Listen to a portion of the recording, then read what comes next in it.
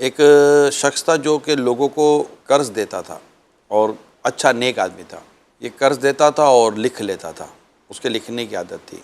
जब को वापस करता तो लिख लेता था कि ये वापस आ गए। इसके बाद एक ज़रूरतमंद हाजिर हुआ, बड़ी मिन्नत समाजत करके इसने हाथ पैर जोड़ कर इसने एक मुद्दत के लिए उसे कर्ज़ लिया और उससे कर्ज़ दे दिया।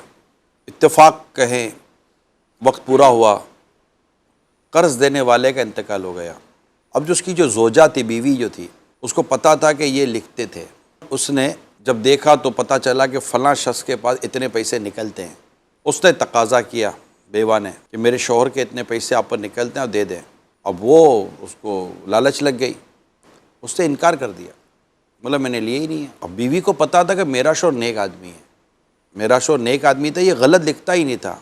एक प्रैक्टिस थी, वो बीवी समझ जाती है शौहर की आदतों को। उसने कहा कि मेरे शौहर गलत लिख ही नहीं सकते, कि आपको दिया ना वो लिख लें।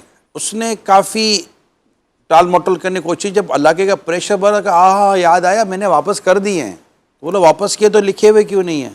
अच्छा अब वापस कर दिए, पर लोग कहे कि यार वापस कर दिए होंगे, हो सकता है उनको लिखना रह गया हो। अब बीवी को यकीन था कि वापस नहीं किए। बीवी ने अदालत में मुकदमा दायर कर दिया कि मेरे शौहर के इतने पैसे निकलते हैं और ये दे नहीं रहे। काजी ने जब सुनवाई की तो जो नतीजा निकला वो ये था कि औरत के पास सिवाय इस तहरीर के कोई गवाह ना था।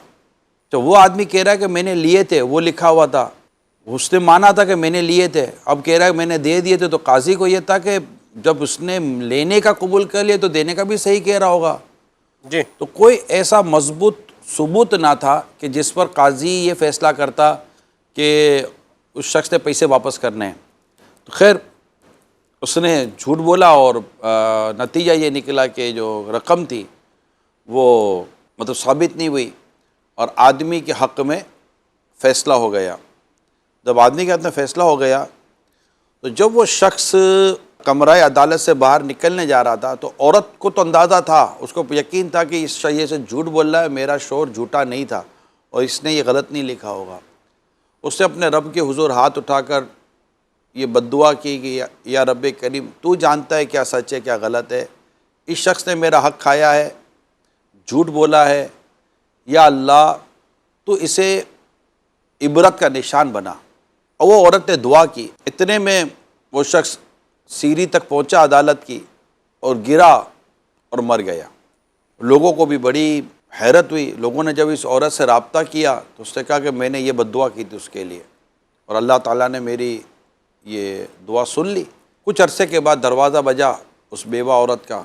उसके दरवाज़े पर उस शख्स की बेवा औरत थी जिसने अदालत में झूठ बोला था, क्योंकि वो उसकी बेवा जानती थी कि मेरा शौहर झूठा है।